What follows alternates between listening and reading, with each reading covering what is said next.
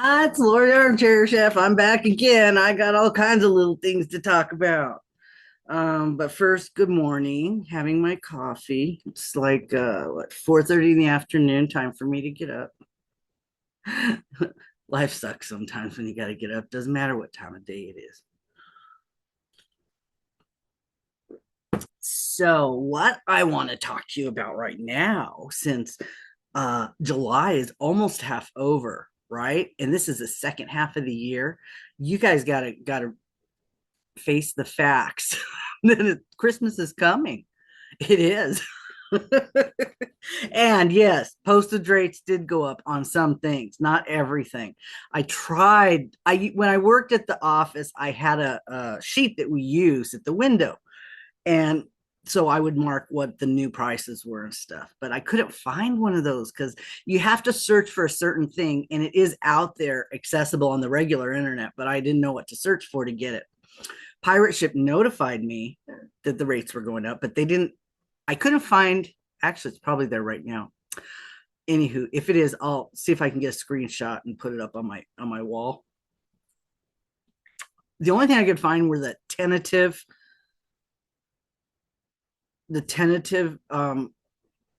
prices. It wasn't the approved stuff. You know what I mean? They have to submit it to a commission. Commission has to approve it.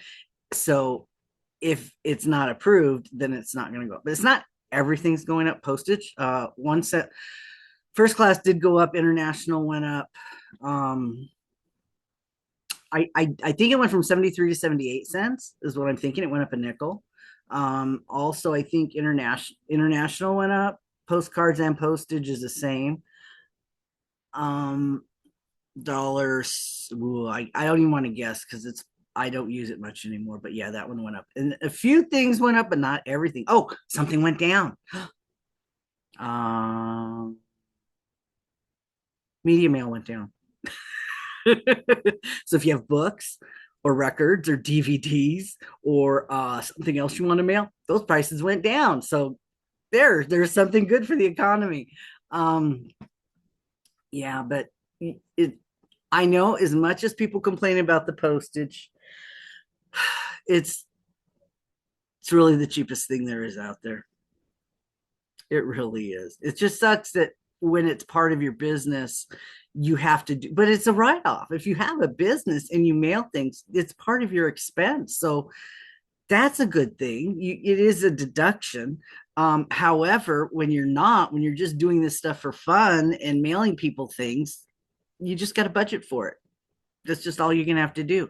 You're going to have to maybe limit where you send, how far you send, if you can. The people in the middle of the country have it the best because the things that are the further away from you cost the most. And that would be like from the West Coast to the East Coast. That stuff gets expensive. So if you're in the middle, you got it better than anybody else because you're halfway there already. So you get my meaning because it has zones, and the further the number is, the further away it is from you. Like zone eight's the furthest one away from you. That's going to cost the most. So that's kind of how that works. Now there are resources on the post office website. You can just look for like postage rate charts. If you did a Google search, it would come up, and you could get a guesstimate of what things are going to cost.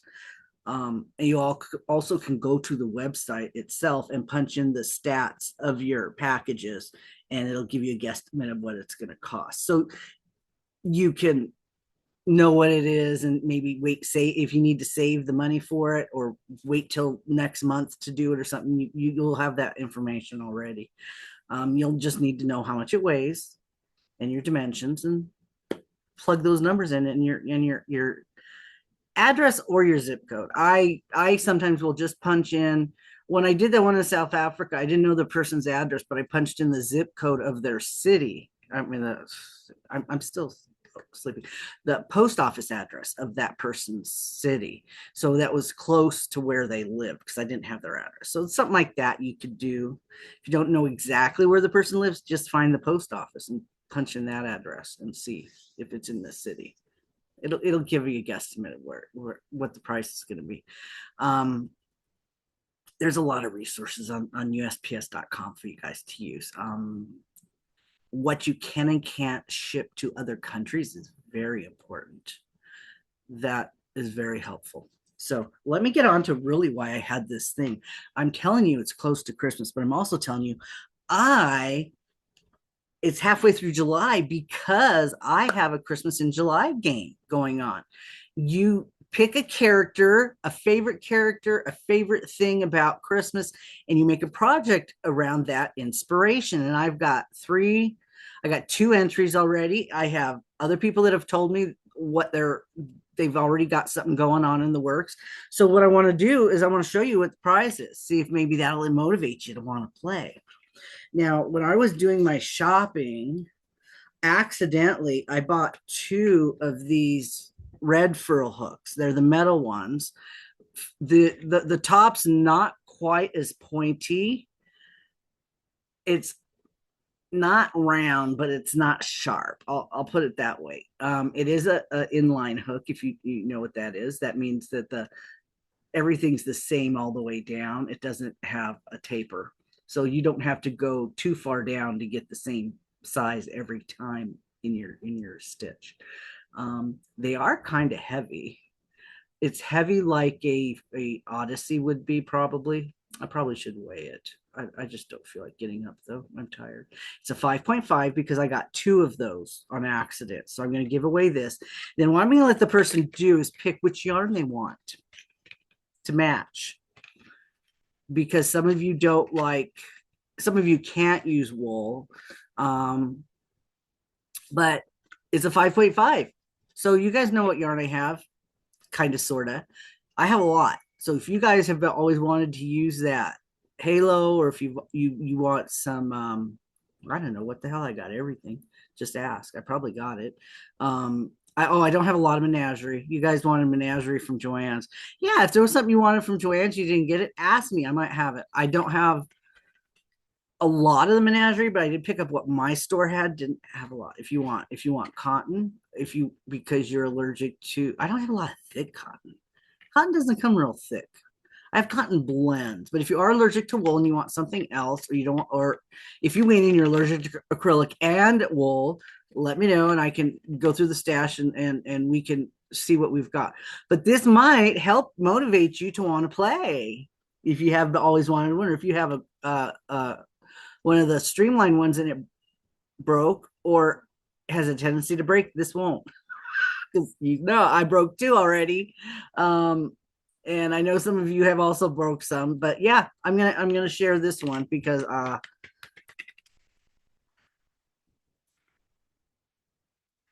some of you might like this and I don't need it. I have another one and others. So yeah, I'm gonna give that one away and then I'm gonna let you pick your yarn, what you want. I think that's fair. So the game is played. You pick your inspiration for something that you like at Christmas, and then you show me your inspiration picture and you send me a picture of your project. I've already had a Grinch, which is one of my favorite things. Yeah, that was when I was a kid, original Grinch, my favorite thing. And or it could be the Peanuts. You could make me one of those Peanuts Christmas trees, or a Grinch Christmas tree, or one of those. You can make the hat and have it be a little floppy. That would qualify for like the Grinch tree, or the Charlie Brown Christmas trees was dead, so you can make a brown Christmas tree. Yeah, that would be interesting. Or like I said, make a reindeer poop with antlers on it. That would be funny. You could use that as the white elephant gift at Christmas and give it to somebody. That would be good. A gag gift. A little emoji poop with antlers and a red nose. Yeah, make one. That would be fun. And let's see. Yeah, Island of Misfit Toys. Do you have an amigurumi that didn't turn out quite right? That could be it. That could qualify. So yeah, just pick something as your inspiration that you like, you love, something you decorate with, a song that you like. Yeah. And enter it. You have 2 more weeks. That's why I thought, well, I better tell you now so you know you still got time to play. There's a lot going on. I don't have time to do everything I want to do. I may not even get a project done for my own game, but I don't, because I have a gift I want to make for somebody else. I think that's a little more important than playing in my own game at this point. Depends how long it takes me to do it. So we'll see. Um, Hats are pretty quick. I can do a divine hat in like 2 nights. So I might just put a divine hat together for my game just so that I can say that I played. But I hate doing that because it's not really my inspiration. Well, it is if it's the right colors, it's my inspiration. But there's other stuff that I want to do. I'm entering in the butterfly game today, this month with Judy. Yes, I'm doing a project for that. I will show you. The yarn was perfect that I found. So yeah, I'm gonna do that. I had not, it's my first time playing. And so we'll see. I'm gonna do that. And I'm trying to get a project done for Lisa Happy to Hook. Her colors are red, white, and blue and yellow, actually. Is it red, white, blue, and yellow? There's like red, white, blue, and then there was another color in the poster. It's Yankee Doodle Dandy. So the poster from Yankee Doodle Dandy is the inspiration. So you make something red, white, and blue. Also, if you wanted to enter 2 things, you could do So Magical Michelle's flag theme for July and Lisa's Happy to Hook for July. They're both red. They could both be red, white, and blue. And you could use it for both. Very possible if you wanted to do that. Both of them give prizes. Let's see. We don't have a creator of the month because Erin needs a summer vacation too.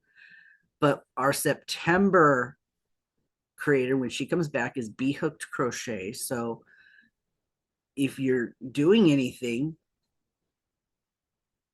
for the other projects, make a Bee Hooked Crochet project in red, white, and blue. There you go. Bam, three entries right there. One project. So that is a good way to use your time if you have a lot of things going on, like you have to make a lot of socks and you're not making a lot of progress. Make some red, white, and blue socks. Would that be fun? You could do that. Yeah, yeah. That qualifies if you make them real fancy. So yeah. And by the way, Shannon, you had that yarn that ended up being broken, had the broken thread in it. Mary Maxim has that yarn.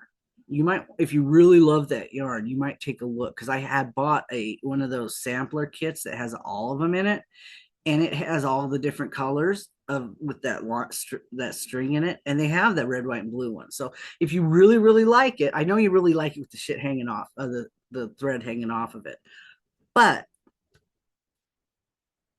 they have it with it not hanging off, and it is really still pretty. So, but yeah, Mary Maxim has it if you're looking for some more of that. They have it in other colors too. They have the antique Christmas. They have red, white, and pink. They have the blue, white, and silver, which I think I used on something. I made something with it. They have Halloween colors, and it all has that thread going through it. So you might want to take a look and see if there was something there that you pick up a ball or two if there's free ship, whatever, you know the thing. But anyway, that's where you can find some more of that if you're looking for it. Because I know you said you found it in a store, and so you could actually go somewhere and get it where it's not broken. Um, okay, that's it. That's what I wanted to say. Make a Christmas project by the end of the month, and you can be entered to win my red frills hook and pick out your own yarn. That sounds like a deal. So I will go because I'm like barely there right now. I had a rough date. I went to the casino again yesterday, so I don't get a lot of sleep when I go because it changes my hours. So when I got home, I was sleeping, and then I woke up, and then I was tired again, and I went back to bed, and just woke up again. so, and I've been doing a lot of stuff. I've been not having a lot of motivation to crochet because I'm too tired. When I do that, it puts me to sleep. So if I do that, I might mess up because I'm like falling asleep while I'm doing it. And this stitch I'm doing is fun. Actually, it's fun. It makes it a lacy project. It's a celebration shawl. But when I talk about stuff, that means I have to put links in my description. Oh, I hate when I have to do that. It takes so much more work. But it's a celebration shawl by somebody. I don't know. Deb gave it to me, and I just closed my tab because it's only a one row repeat now. So and it's really easy. It's a double crochet, a single crochet in the same stitch, skip two, and it makes a lacy shawl. So I'm like, that's what I want. That's what I need right now. So something that's gonna be lacy, but I have to think a little bit, so I can't do it when I'm half asleep because I forget that chain twos. I've already done that a couple times and had to go back. So, all right, you guys have a good day. I'm gonna put this up right now, even though there may have already been one up this morning. I don't know. I want you guys to have this information so you can start making a project if you want to. Doesn't have to be huge. It can be your inspiration. It can be something you're working on for something else too. Baby blanket in the colors that of your inspiration. Frozen, blue and white. Hey, not that hard if you're having a boy baby. Frozen's mostly blue and white. So there you go, and you can be entered to win in my game. So okay, all right. I'm easy. I don't want to make it hard for you guys because I know I wouldn't want, I don't play if it's too hard either for other people. So that's why the butterfly turned out to be perfect for me because I had the yarn. I'm like, oh, this yarn's perfect. And it's variegated and it worked. So I'm like, I'm going to be able to play this month. So, okay. All right. That's it. I got to go. I got to go wake up. Okay. Bye.